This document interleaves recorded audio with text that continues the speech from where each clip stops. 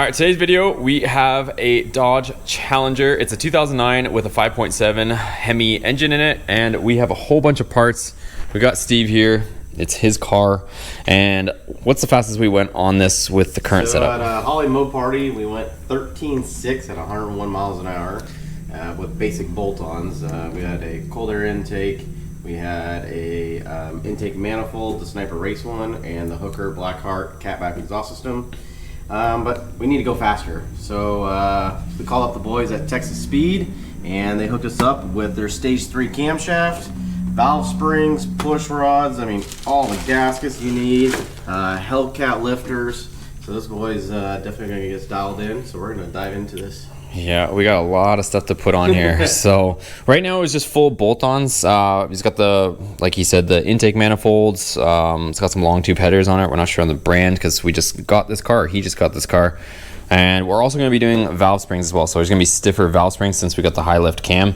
This was, you told him to give you the biggest, baddest cam you could get for the 5.7, right?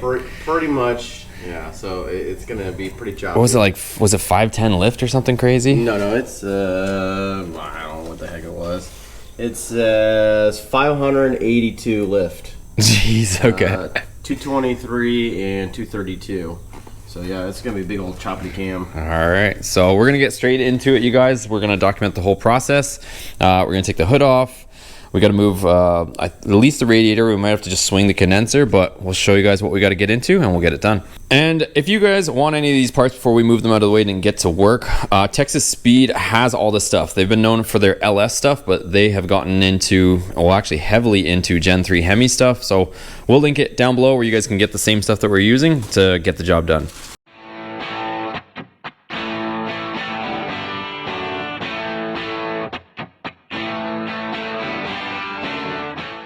Quick status update, you guys. So we've taken off the intake manifold. Again, we had the Holley Sniper EFI one on there, but you know, it's gonna be the same process. So we took that off, disconnected the fuel rails, took off our harness. We took out this box over here, that like air vent box. Also took out the cross brace, cowl, hood. What am I missing? Oh, intake. Intake, ECU came out. Yeah. And right now he's just about to take the power steering pump off. There's nothing on the front of this head, but on that one we got the power steering pump. I'm just gonna set it aside and zip tie it away from the head so that we have full access to shoot up.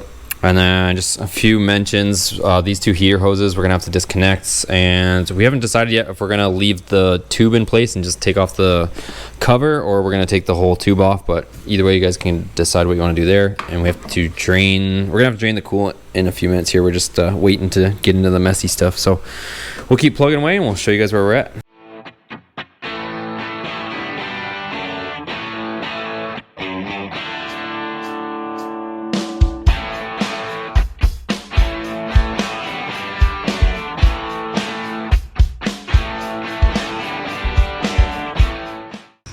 Okay, little update for you guys. We ended up getting the radiator out. Yeah, there's a few screws, 8mm screws that hold the radiator to the condenser. So after draining it, we took off the upper hose from the thermostat housing because we're gonna upgrade the thermostat to 180 anyways. And then we managed to get the headers disconnected. Honestly, the headers are probably gonna be one of the worst parts of this job. Oh my god, horrible. Steve's under there. I know you can't see him, but you can hear his angry voice. So we managed to, he worked on the bottom ones and then I worked on the top ones, and you're probably gonna want a friend for this. I don't know if we're allowed to say this on camera, but as weird as it is, you can use like one person's hand from the bottom and one person's hand from the top to get to some of these bolts, or to help you like hold the ratchet, because it is brutal. But either way, I worked from the top and got the top ones out, and he got the bottom ones, and we did it that way. So we're gonna do the same thing on that side. Apparently, from what I've heard, passenger side is worse than the driver, so now we're on the driver's side. Okay, next day. Steve hates this car. That's our goal by the end of this, to make Steve hate this thing.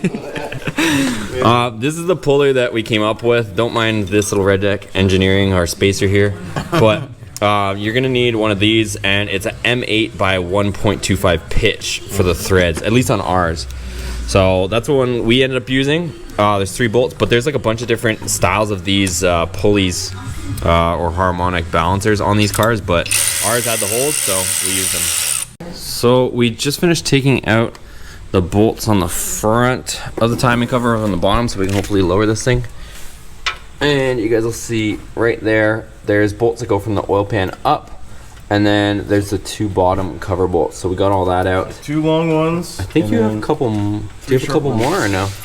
Nope, just 5 on the bottom. That's it. Yeah. So any of the ones that go into the cover from the oil pan, remove those. Those are 10 mil heads, and then there's the 13s on the other ones. So next up, we're gonna take out these heater hose tubes. So we took out the 10 mil there.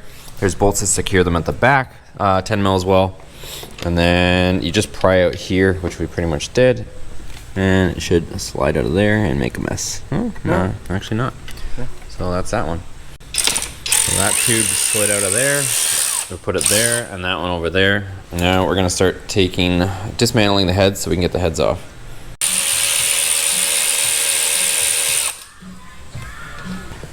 Okay, so what we're doing right now is we're gonna take off the rocker arm assemblies. You're gonna see right here, there's an I imprinted on the one for intake, and then obviously the other one's gonna be exhaust. So we're gonna loosen them all evenly, and then we'll take off the assembly.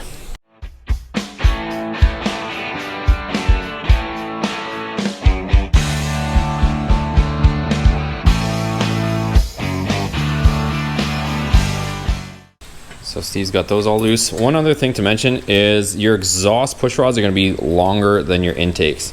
So you're gonna notice some push rods are short, some are long. If you're reusing everything, keep it in order.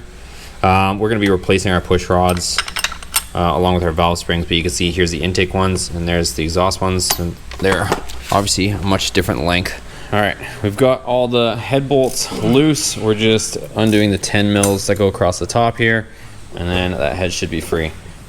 Out come all the head bolts. We got new ones going in, so we're not going to be reusing those. You really don't actually ever want to reuse head bolts. Some guys do. We aren't those guys though. They get stretched, and it's no bueno. You end up having a blown head gasket as soon as you put them back on. Here we go with a little strategic pry bar action. Oh, she's free. Blammo. And you're gonna. This is gonna happen, so it's gonna leak out some coolant. Yeah. Oh, we got a little clip. All right, we're free. Oh gosh. She's off. Woo, look at the mess. Holy smokes, that's a lot of water we got in there. Yes, sir. Off come the head gaskets. Ooh, it's been, I think it's been changed before. Look at it, it's got a Felpro. Uh-oh, you got a performance engine in here, boy. This means it's not been, had gasket work done before. That means we got some mods we don't know about. That's why you're going so fast. Yeah, I don't know about that. We're gonna clean everything up and we'll get the other head off. Here we go with our passenger side. I'm just gonna pop it right here. Yeah. Off she goes. Look how fast he is. It's like he's done it before. All right, right now we're taking out the lifters. So, whoa, that one's got 0 play and this one's got tons of play with it. So going up and down, that doesn't move. This one here, look at that thing. Steve's inspecting rollers over here. Nope, that one's solid. That's one loose one. And just so you guys know, this is the retainer that holds it in, and there's an 8 mil bolt, and that's the keeper that lets it all come out. Let's see what this one looks like. Nope, that one's tight. So we just got one lifter that was super sloppy in this bunch of 4. well, some people say the roller eventually seizes, so you never know. All right, we'll keep taking them out. So right now we are taking off the bolts, pretty much the timing cover. So you could take the water pump off, but if you want, you can leave it on.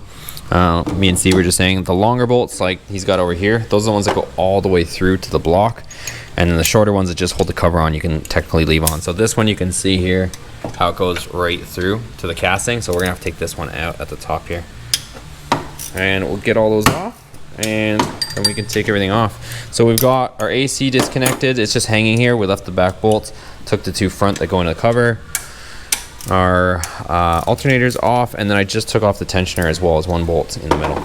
Okay, real quick you guys, so we are just getting all the bolts. Some of them are really hidden, so make sure you take off your lower radiator hose, because there is one right there underneath it that is going to disguise itself. Also, this pulley has to come off because there's another one hidden underneath there.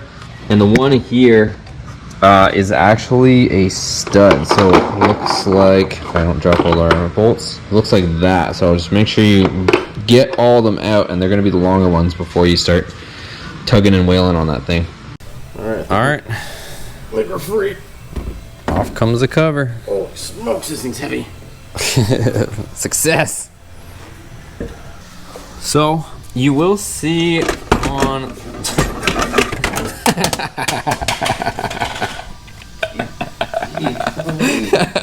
easy there, killer. Okay, just leave it alone. No, I want to put the light up against because you can't see it on the camera. Let me see. Okay, so you will see on the top here, there is probably going to be a factory white paint line, but don't rely on that. Right behind here, hopefully you can see, there is an indentation, that line just below the white paint mark, and that's going to line up with this top hole right here. So we also put a couple yellow paint markings, or Steve did. We also put one on the casting just so we know exactly where. We're going to try to put the chain on in the same spot too. And then your number one piston should be all the way at the top. So we've got that there. That mark lines up. So next up, so this right here, you're gonna see this little hole. We're gonna put an Allen key or something of that nature in there so that it'll hold our timing chain tensioner from fully engaging. So before we take off the timing chain tensioner, we're gonna zip off this with full tension on it so that we can crack that bolt loose. Whoa! Dang. When you got good power tools like Steve does when you're rich, things come off real easy. It's called brushless. Stick it in by hand now. Tighten it back up. And we'll move on to the timing chain tensioner. So this was our method. I just used a screwdriver on the back side of the chain, and then on the actual cast portion of the block, push back on the chain a little bit, and then you're able to insert an Allen key like that into your tensioner. Next up, two 10mm bolts. That'll get rid of the tensioner, but don't drop 10mm bolts, or actually anything in your pan, because that will not be fun. Two bolts are out, and out comes tensioner. So now that we've got the tensioner off, Steve's taking the bolts out.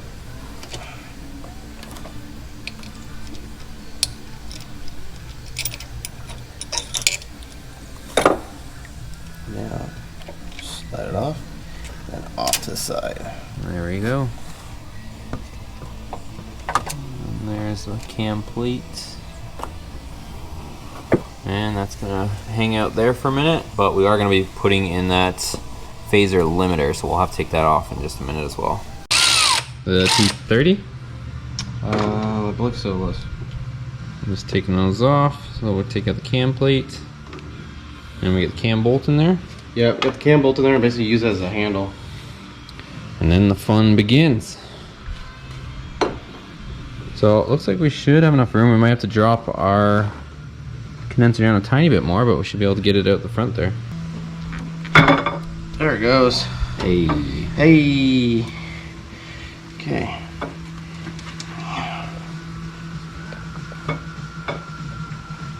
Try to go slow so you don't knock any bearings out.